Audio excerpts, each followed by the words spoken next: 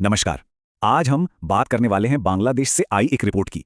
देखिए, ये एक ऐसी रिपोर्ट है जो वहां के माइनॉरिटीज यानी अल्पसंख्यकों की सुरक्षा और उन्हें मिलने वाले न्याय पर कुछ बहुत ही गंभीर सवाल उठाती है। असल में ये पूरा विश्लेषण एक ऐसी घटना पर आधारित है जो वाकई दिल दहला देने वाली है, और इस खबर ने बहुत से लोगों को अंदर तक झकझोर दिया है। तो चलिए सबसे पहले ये समझते हैं कि आखिर हुआ क्या था, इस चौंकाने वाली घटना की असलियत क्या है, फैक्ट्स क्या हैं।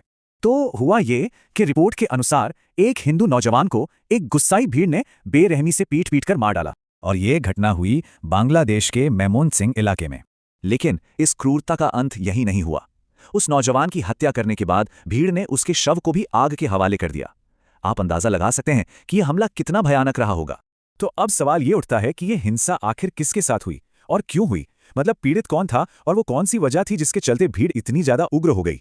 तो देखिए, जिसकी हत्या हुई उनका नाम था दीपू चंद्र दास। वो एक स्थानीय फैक्ट्री में काम करते थे, और इस पूरी हिंसा की जड़ में था एक आरोप, ईशानिंदा का आरोप। सोचिए, सिर्फ एक इल्जाम, और बस इसी एक इल्जाम ने पूरी भीड़ को भड़का दिया।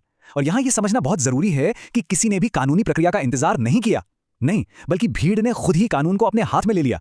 अच्छा, इतनी बड़ी और इतनी भयानक घटना के बाद सरकार का अधिकारियों का क्या कहना था? चलिए उस पर एक नजर डालते हैं। जैसे ये घटना हुई, बांग्लादेश की जो अंतरिम सरकार है उसने फौरन एक आधिकारिक बयान जारी किया, और उस बयान का जो सबसे बड़ा पॉइंट था वो था ये आश्वासन कि दोषियों को बख्शा नहीं जाएगा। मतलब सरकार ने यह भरोसा दिलाया है कि इस मामले में कड़ी से कड़ी कार्रवाई की जाएगी। और सरकार के बयान के मुताबिक इस पूरे मामले की जांच फिलहाल चल रही है।